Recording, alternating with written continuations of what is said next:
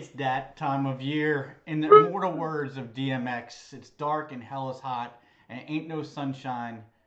Actually, it's ain't no sunshine when she's gone, so that doesn't make any sense. But ain't no sun without the I don't know dark. where the DMX thing came from at all, You'll but see where we're whatever. going. Stick with me for a little. Stay on All the right. road. Don't take the exit ramp. We'll get there. Ain't no sunshine without the darkness. So before we talk about the best of 2020 this weekend, we will talk about the worst of 2020 on this very special edition of Cinema Royale.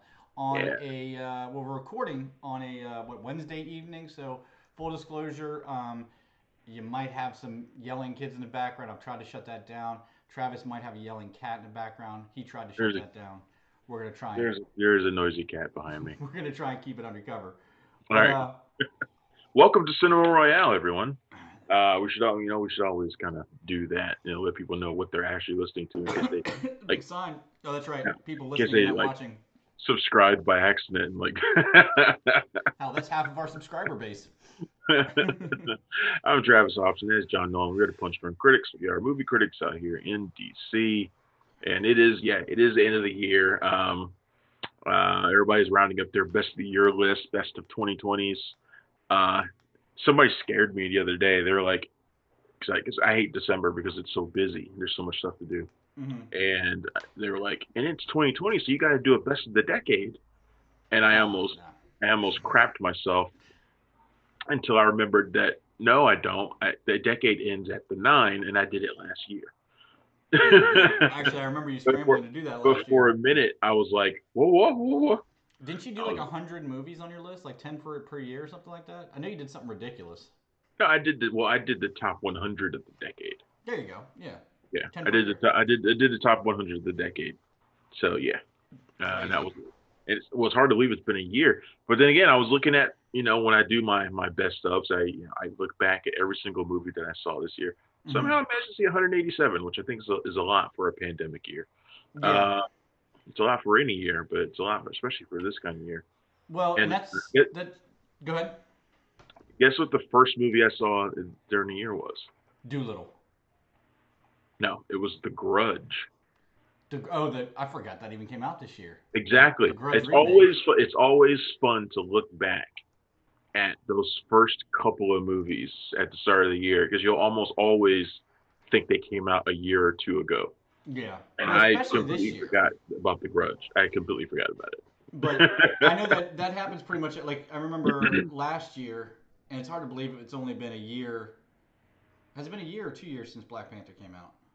Because Infinity. It's been like 3 years. That was like 2017, I Are think. you sure? Yeah, Because I thought it came out the same year as Endgame.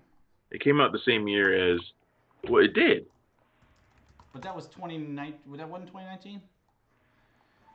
dude. How are we? I mean, first of all, I'm like we're killing. 2018. Okay, And well, the reason I say that is I remember that year there was so much that came out. There was Black Panther, Captain Marvel, and Endgame. And whenever you have an event, it kind of stretches time. And I remember at the end of that year thinking, wow, Black Panther just came out this year because it came out in what February, right? And then this year's even worse. Something if you guys listened to the last show that we did this past Sunday, we talked a bit about how this year seems to be both traveling at light speed and going slow as molasses. But the pandemic of it all, it makes for an interesting best and worst of list because I would say, I mean, agree or disagree, we've been exposed to more less than good stuff this year than a regular year, just because you do have that I direct I was to. telling somebody the other day that this hasn't been a bad year of movies. Like you know me, I firmly believe there's no such thing as bad years of movies. There's just Mhm. too many that come out. But there have been more 3-star movies this year. Just Like it's meh. like the like perfectly fine movies. They get a passing grade. They're perfectly fine movies. But there have been a lot of 3-star movies this year. Yeah. 3 out of 5 movies, and they're fine. They're good movies. But it's just like yeah, okay, yeah. Any other year, they might not have they might not have gotten any attention at all. Right. You know, but and this So is you know, of all those movies, some of them got less than two and a half, 3 stars. Which, by the way, that 2.5, 3 star is I call it the Bruce Willis range. In the last 10 years, pretty much anything he does goes into that range, 2.5. Because it's going to be my okay to my watch, but it's never going to be good. my buddy Jeff says movies have a start value A start and value. a start value, like, and that's I like it. like Yeah. it's probably not going to go higher than that, but it can definitely go lower. And and certain movies have a certain start value. I think when you're looking at like at a Bruce Willis movie, it generally has a start value of, if we're doing a five out of star 5 star reviews for us our site, they have a Mhm. start value of 3 with high potential of going lower. Yeah. So Absolutely. yeah. Absolutely. So, So. but we're doing our worst movies of the year, our 5 worst movies of the Mhm. year. So let's go ahead and I switch got our one batting movie that order. got a I got one movie that would have a 0 if it was possible for us to give zeros. Unfortunately, the lowest that we can give is a point 0.5. Right. So, and you know me, it's very rare if I give something a rating of below a 2. It's you got to try really hard Mhm. for me to give you a rating of below 2. For you to have a 0, well. That's just. So let's get Yeah, into it, man. I will give you that. You know, you were always been a very what's the word I'm looking for, steadfast reviewer, but you don't give 5 star easily. But by the same respect, you're not one of those people that just says no, worst movie ever. You know, the Yeah, classic. no, I don't like doing that stuff, and I always try to find something positive to say about every movie that I review. Mhm. Even this movie that has a 0, I look for something positive to say. Right. It was tough, but I did it. So yeah, but let's Well, let's it's get started. We don't want to spend too much time on this. yeah. Let's do our top 5, and we're gonna go from top to bottom.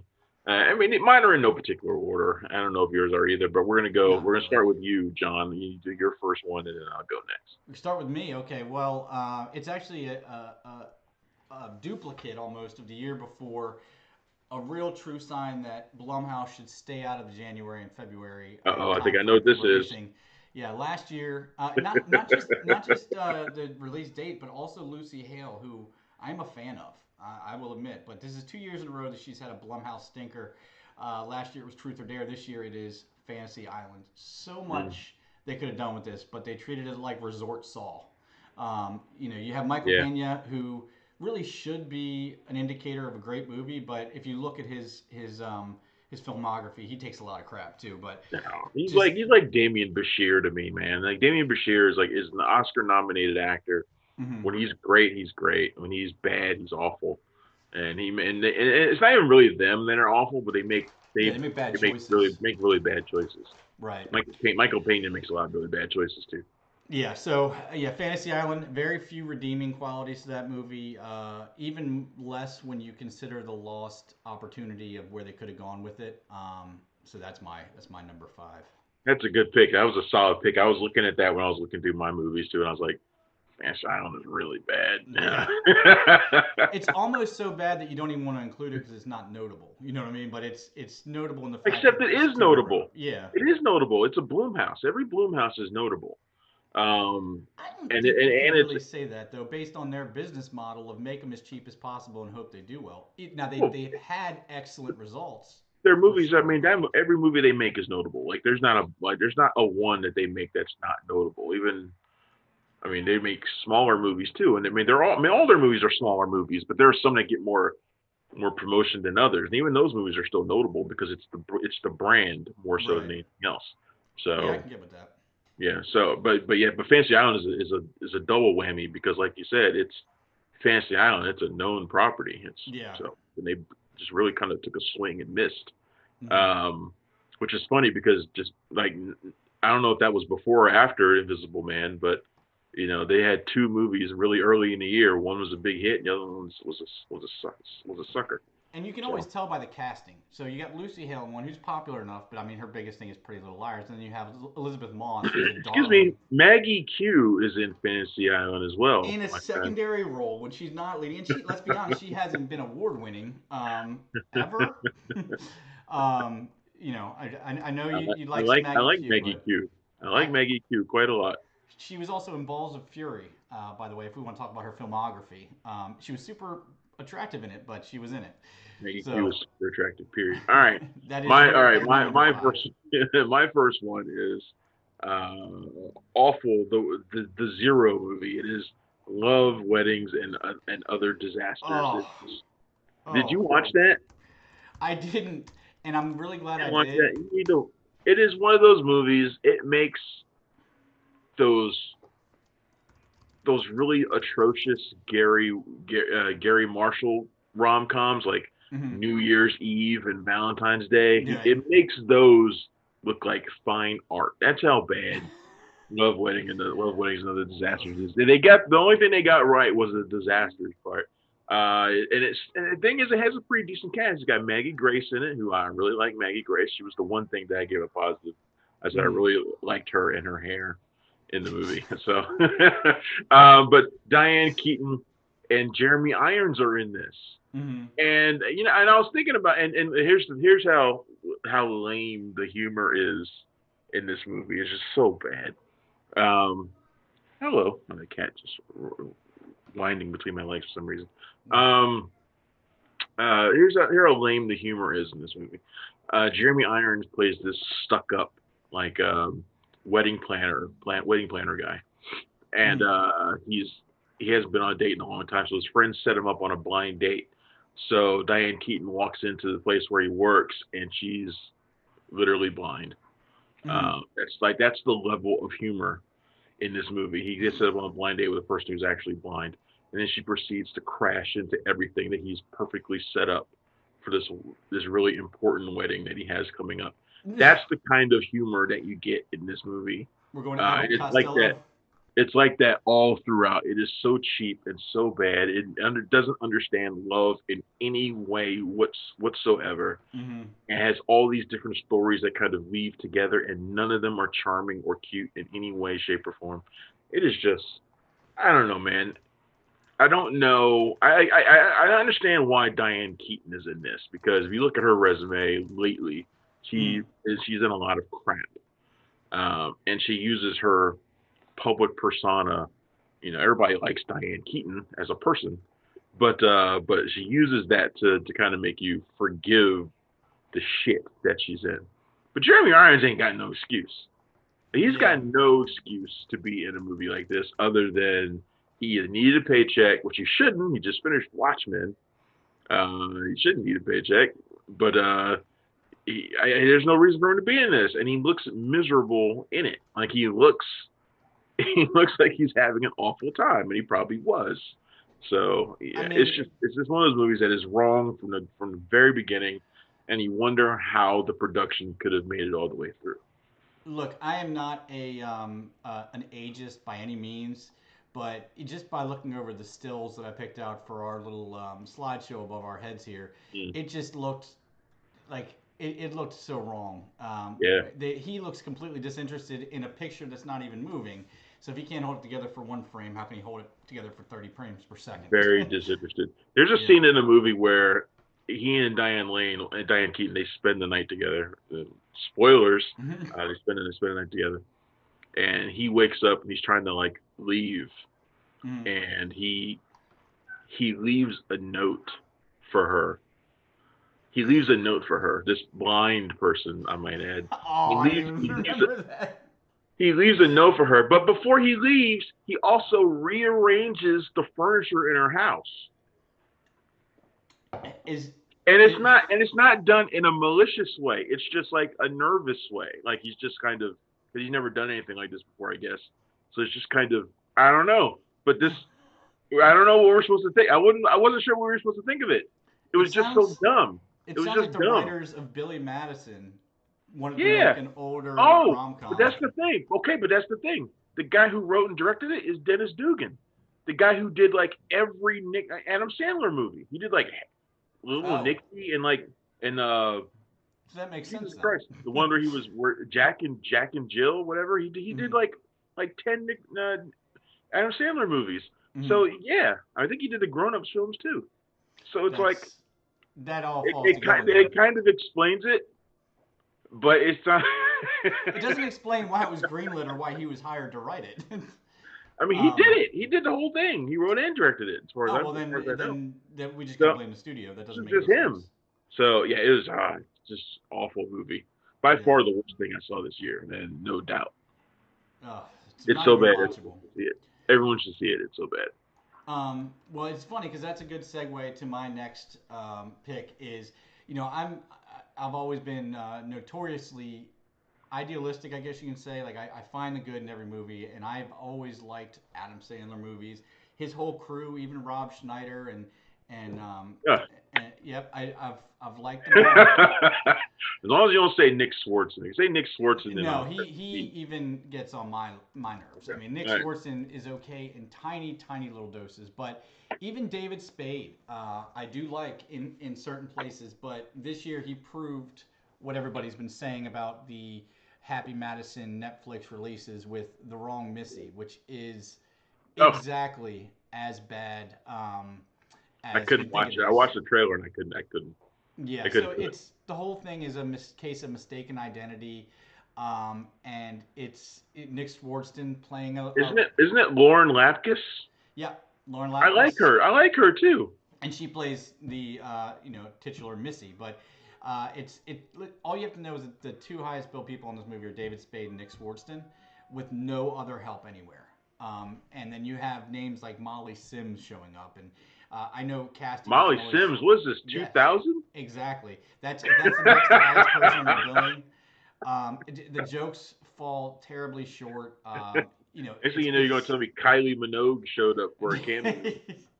no, she they did feature her music though. No, it's David Spade at his worst, and nobody to back him up. He is absolutely one of the definitions of side character where he's a guy that can be really successful if you pair him next to Chris Farley or even an Adam Sandler.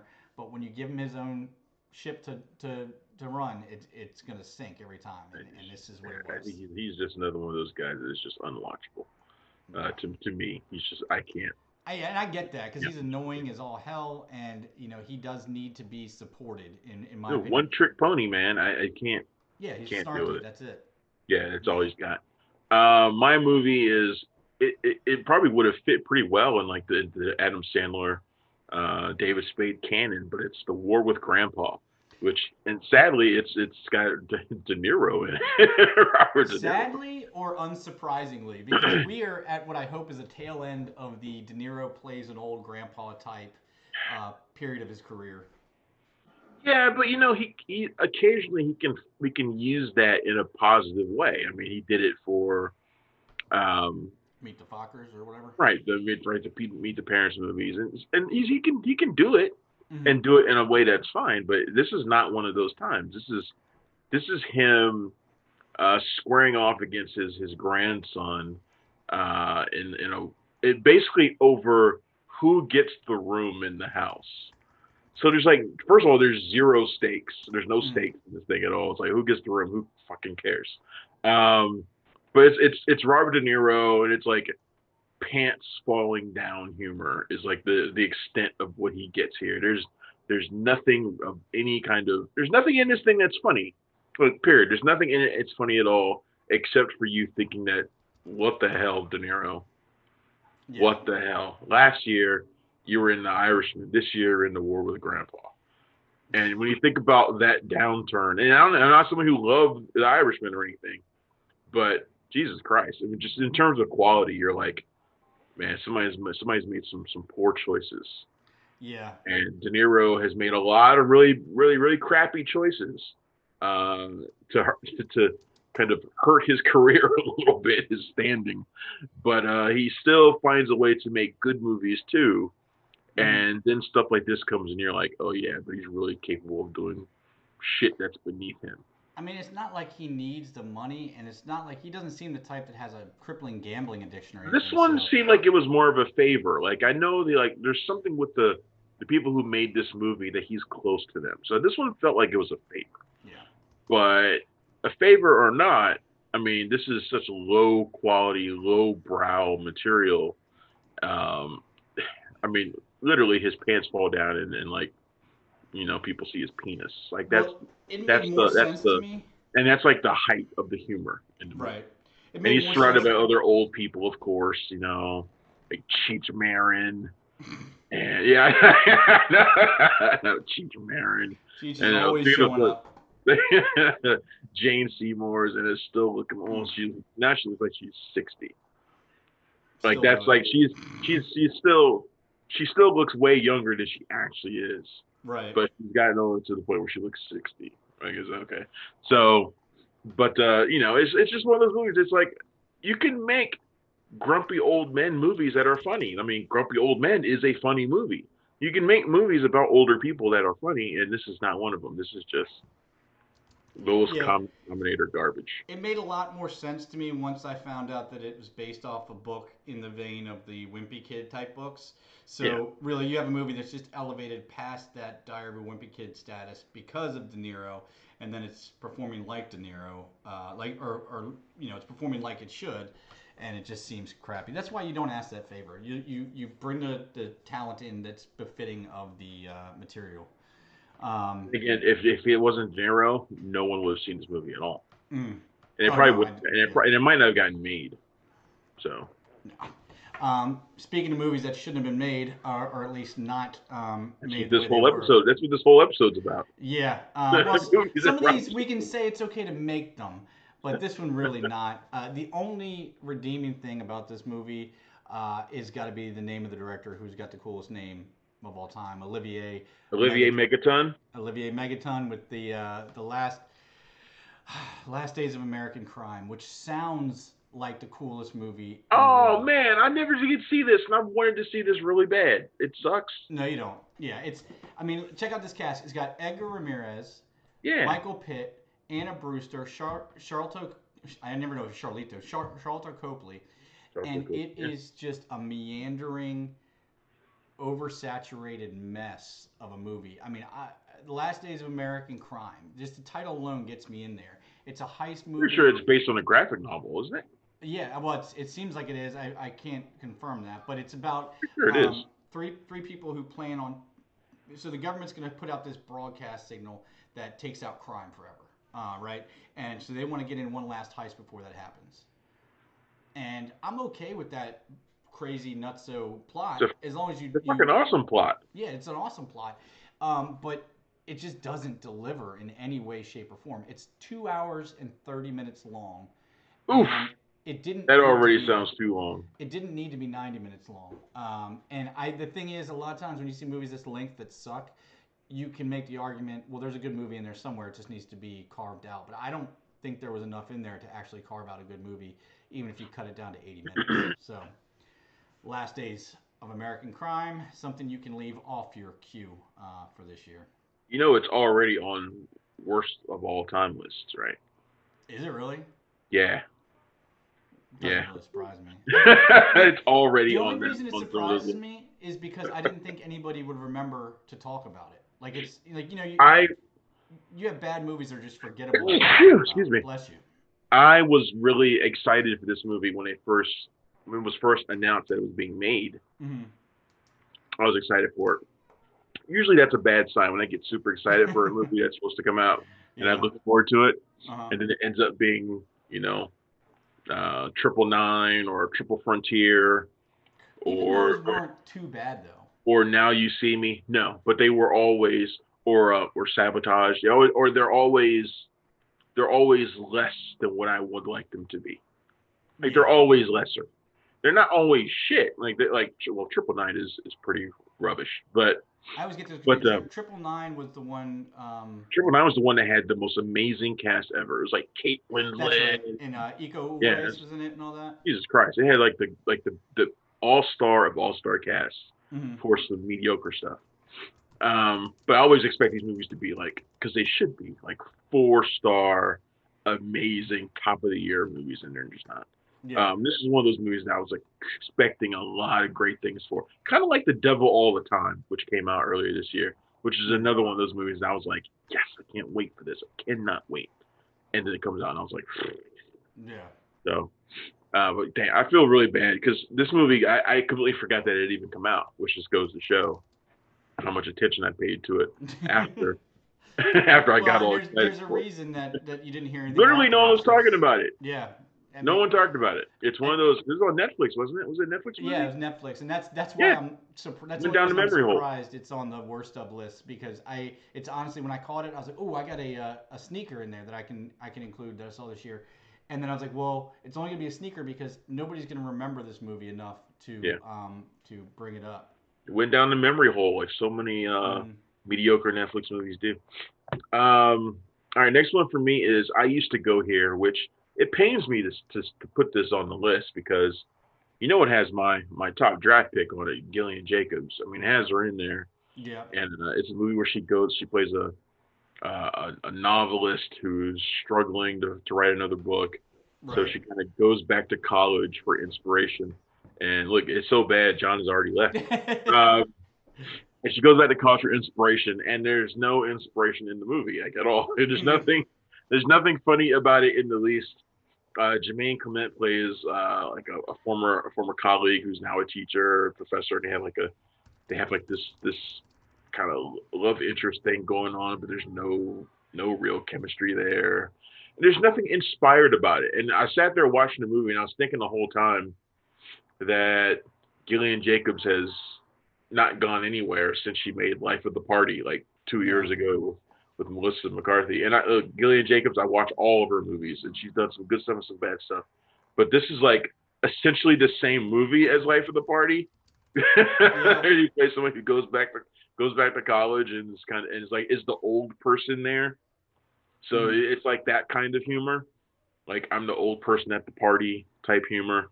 Yeah. Going to make out with the guy who's too young for me humor, Mm. but it doesn't do anything with it at all. It just Yeah. feels so perfunctory. I was just like, this is Gillian Jacobs is deserving of better than this. Yeah. She's. She almost had two movies on this list too because she did Come Play later in this year too, Oh God. Yeah. and that was Butt also.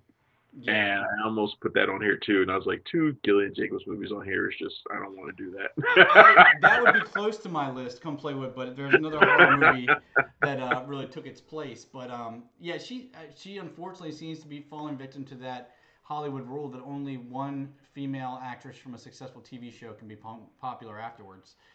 She did There's Ibiza. something about her that I don't think she doesn't fit in the Hollywood mold. She doesn't fit it. Well, she's too And generic looking. Number one, I mean, let's be honest. Right now, white, blonde-haired, blue-eyed take girls that. You are take not that back.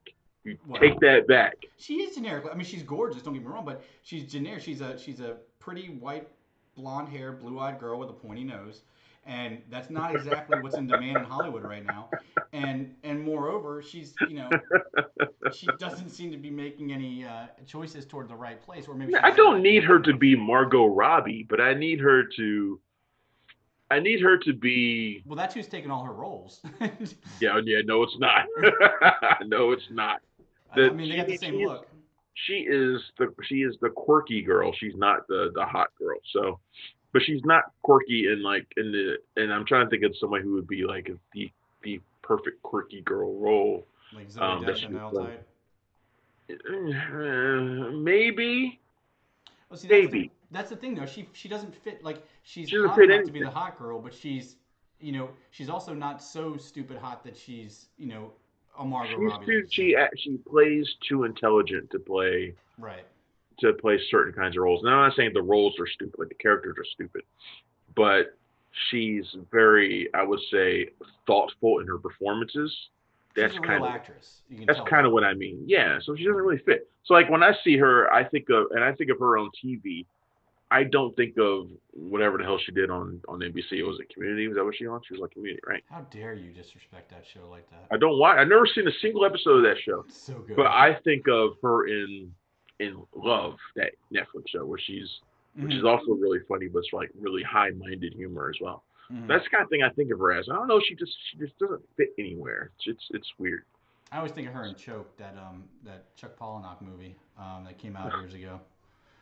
Just because there's a lovely scene in it. Um, Yeah. Uh huh. all right, number two for me. I guess we're at number two now, right? I almost want to change my number one because Well, it's so well, generic. mine But aren't in any particular order. I didn't know yours were, but that's okay.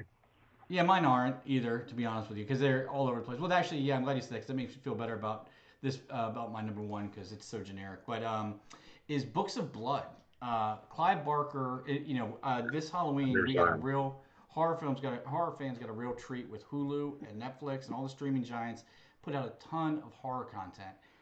Books of Blood is something it's a Clive Barker book that I bought, Jesus, 22 years ago, and have read it 3 times. It's been on my shelf. I bought it because the name was so cool. The book itself was so good. It was interesting. It was gripping. It was sexual. It was S&M. It was all the things Clive Barker's great at. And then I hear Books of Blood is coming out on Hulu. So this may be partly my elevated expectations, but it sucked. It really didn't capture, and they took a lot of. It seemed like they took Clive Barker and tried to make him his content Jordan Peele content. Like they tried to make it not necessarily woke. I wouldn't say they went woke, but they tried to make it more um, grounded and more relevant today. But Clive Barker is not. I mean, anybody who's seen Hellraiser knows his material is not relevant to everyday modern society. Yeah. So they really took something that could have been amazing and delivered something that was total crap. I mean, just boring. There's these fleeting moments of the kind of stuff Barker's known for, almost put in there to seem like they didn't want to forget it. Like, hey guys, here's some boobies. Remember Clive Barker writes about boobies? Oh, and here's some flayed skin. Remember he likes that? Let's go on to the other thing. And it was just a mismatch of take what we want, but throw in the other stuff for fan service, and it was just bad. Okay. Yeah, I remember vaguely that coming out. Hmm. That was part of their what Horror-tober thing or whatever they were Yeah, doing or something yeah, like it that. was Yeah. one of the movies that Hulu had coming out Yeah. there, and I don't think anybody outside of hardcore horror fans even remember that it came out at this point. To be honest with you. All right. Next for me is a film that came out pretty close to the election, had some big stars in it, and a Mm. really big name behind it, and that is Irresistible. It's John Stewart's film with Steve Carell and Rose Byrne, and this is John Stewart's follow up to Rosewater from a few years ago. And of course, it's John Stewart, so it's going to have a lot of attention. And of course, it's about politics, Mm-hmm. and it's about a Democratic uh, political advisor going up against a Republican advisor in a mayoral race in the heartland.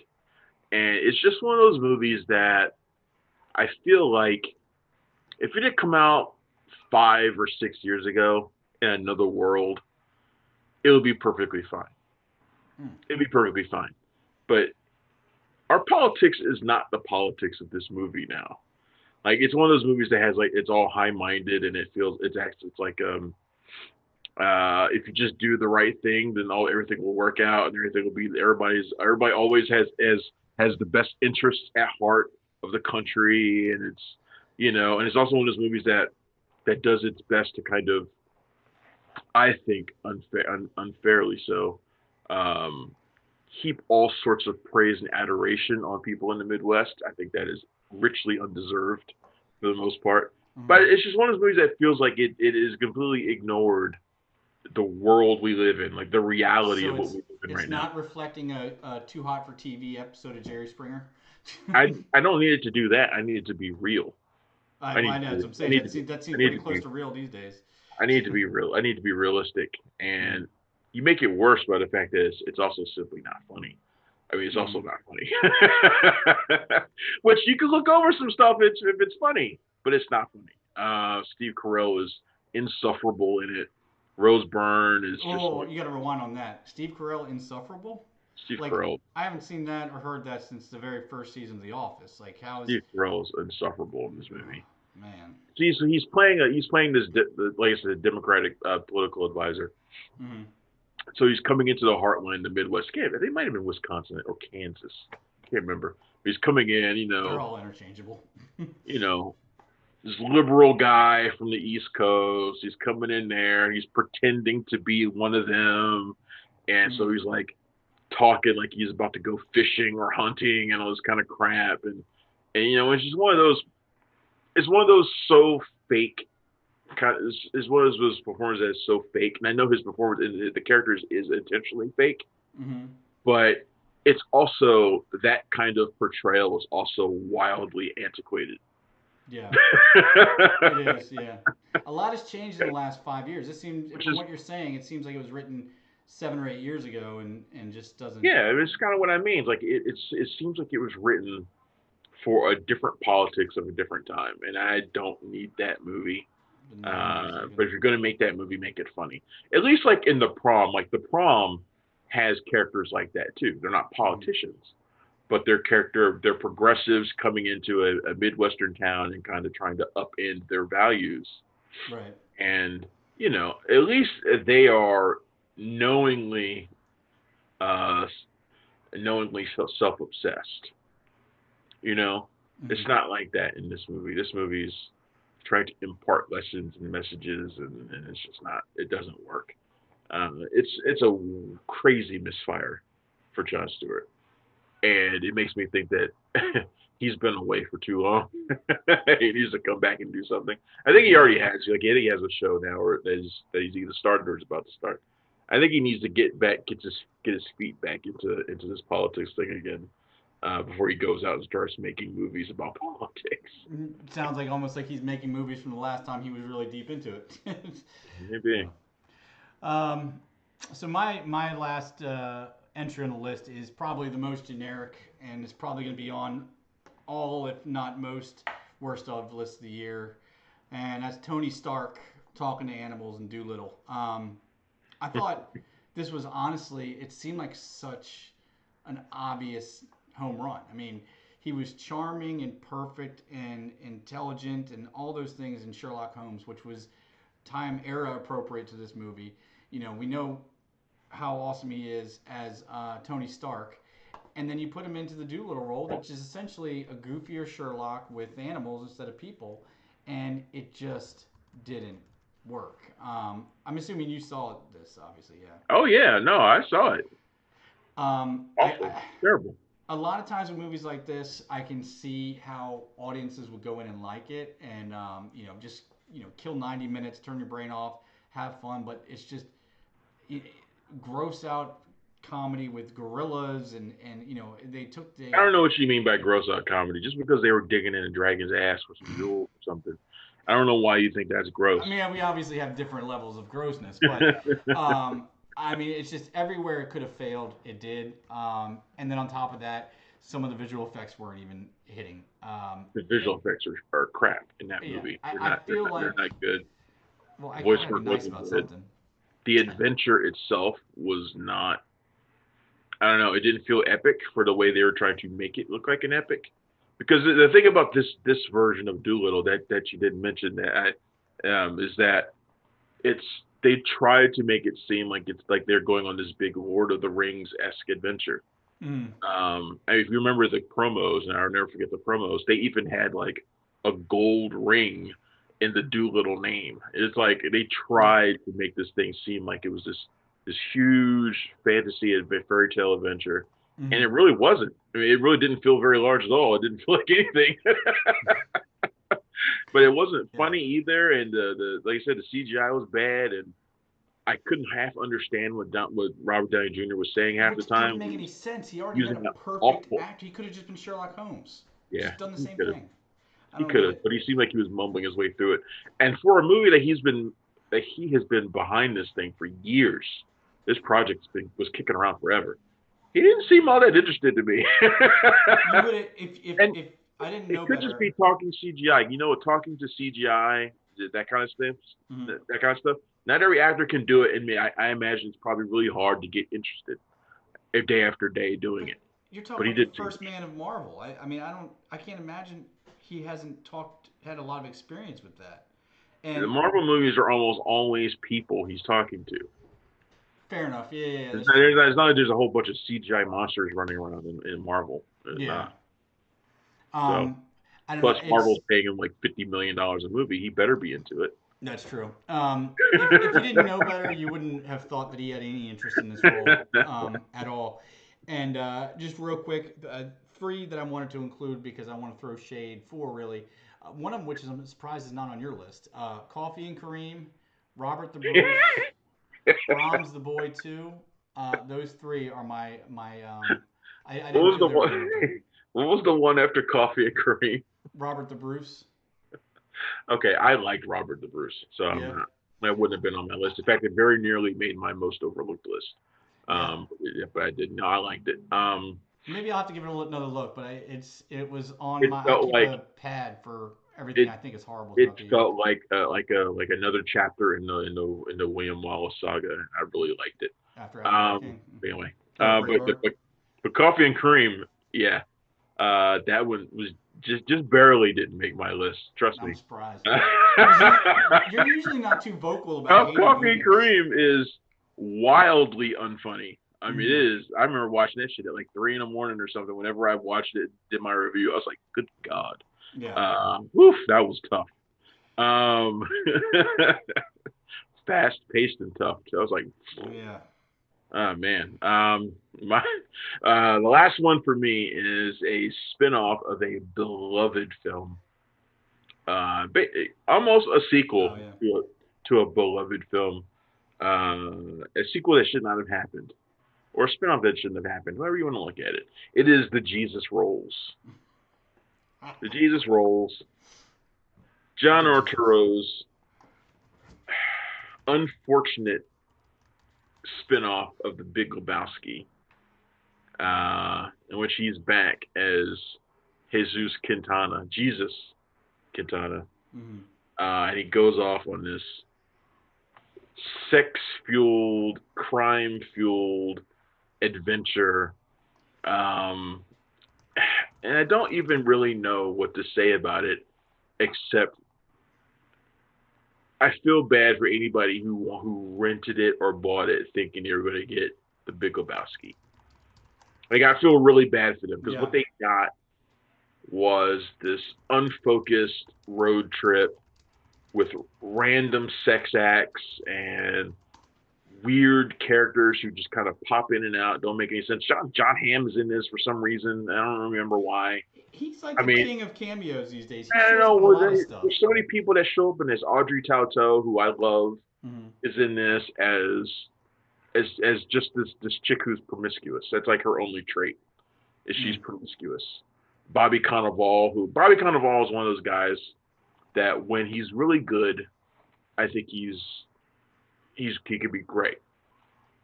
When he's bad, he is unwatchable. He is unwatchable when he's bad. He's bad in this. Yeah. He's bad in this. His only trait is that he's got a big dick or something. Like that's the only trait. I mean, that's basically what this movie is.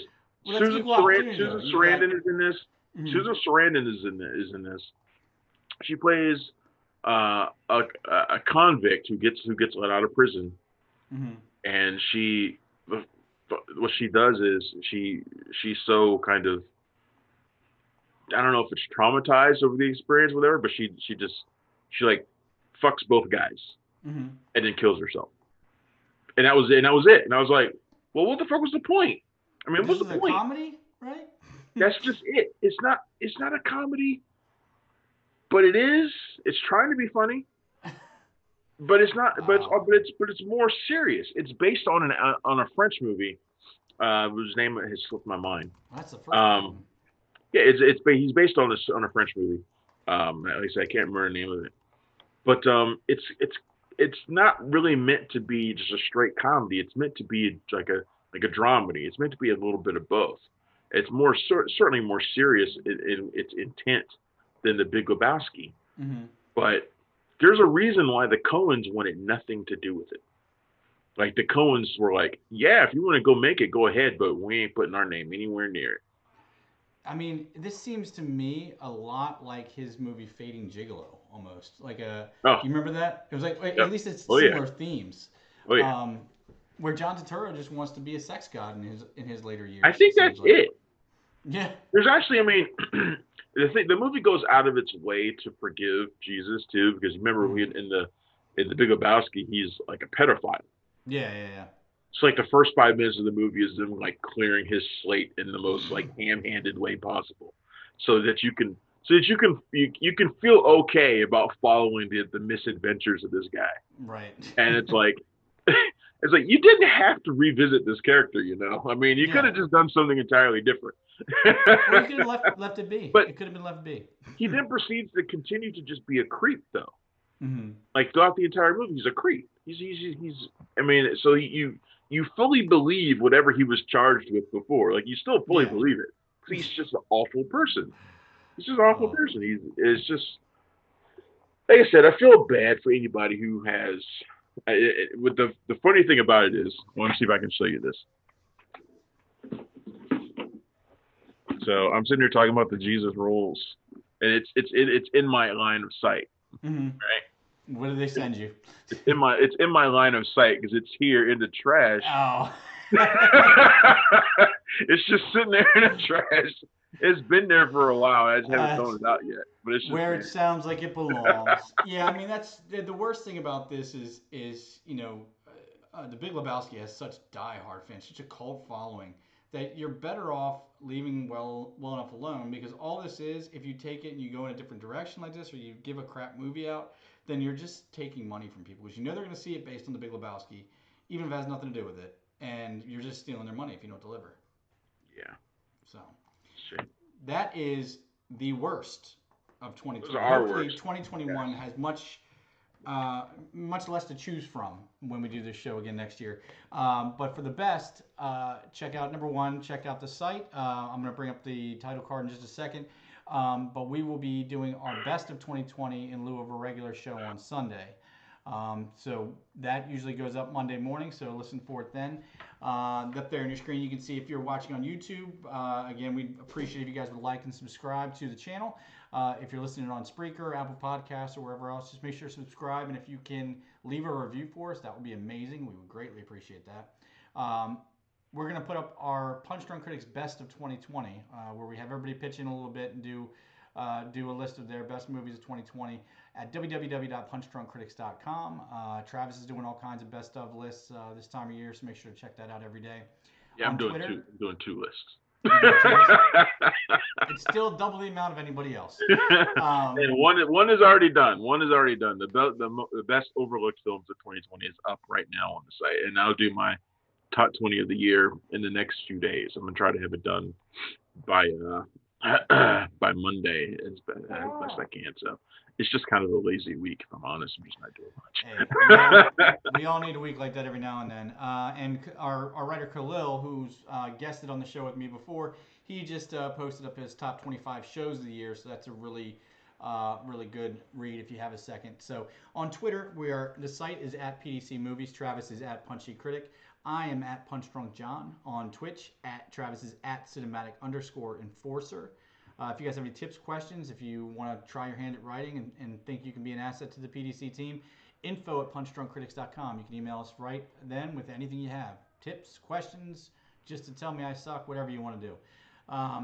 So reach out, folks. Until next week, we'll talk to you. That's our worst of 2020. And we'll be back with our best.